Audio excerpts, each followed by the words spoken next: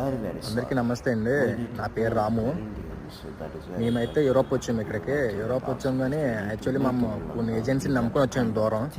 అక్కడ దగ్గర మా దగ్గర వాళ్ళు 5 lakhs తీసుకున్నారు. 5 లక్షలు అయితే మేము కట్టించి వచ్చామండి నేను దూరం.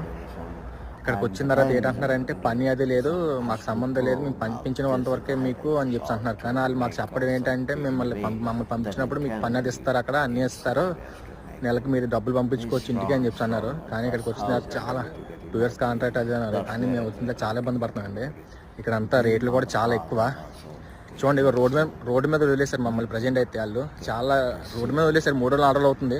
ఇప్పటివరకు డబ్బులు అయితే ఉన్నాయి మా దగ్గర, అలాగే తిన్నాము డబ్బులతో. కానీ ఇప్పుడు డబ్బులు లేక మా దగ్గర కరెక్ట్గా 20 రూపాయలు ఉంటే చూడండి బ్రెడ్ కొనుక్కున్నానండి. బ్రెడ్ అది 3 రూపాయలు. ఇక వాటర్ బాటిల్ మేము తెచ్చిందే ఉంది. వాటర్ ఎక్కడొక్కడ పెట్టుకోవడం, బ్రెడ్ 2 ముక్కలు తినడం, మళ్ళీ ఎక్కువ తింటే అయిపోద్ది అని చెప్పేసి ఇలా చేస్తున్నామండి.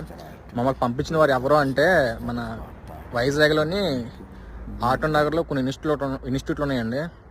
ఇందులో ఫస్ట్ అయితే విజయదుర్గ, మోహను, అఖిల్ అండి వాళ్ళ పేర్లు, ఇద్దరు వైఫ్ అండ్ హస్బెండ్స్.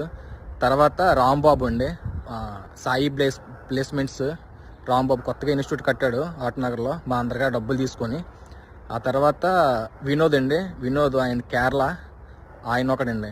చాలా ఇబ్బంది పడుతున్నామండి. కొంచెం ఈ వీడియో వాళ్ళ వరకు వెళ్ళే వరకు షేర్ చేయండి. మేము పోలీస్ కంప్లైంట్ ఇస్తామంటే మమ్మల్ని బెదిరిస్తున్నారన్నమాట, మీ ఫ్యామిలీకి అటాక్లు చేస్తాము అది ఇది అని చెప్పేసి వాళ్ళు. అందుకని భయపడి పోలీస్ కంప్లైంట్ కూడా ఇవ్వలేదు. ఇప్పుడు ఇంటికి వెళ్ళిపోదామంటే డబ్బులు కూడా లేవండి మాకు. అక్కడ తిన్నా కూడా డబ్బులు లేవు.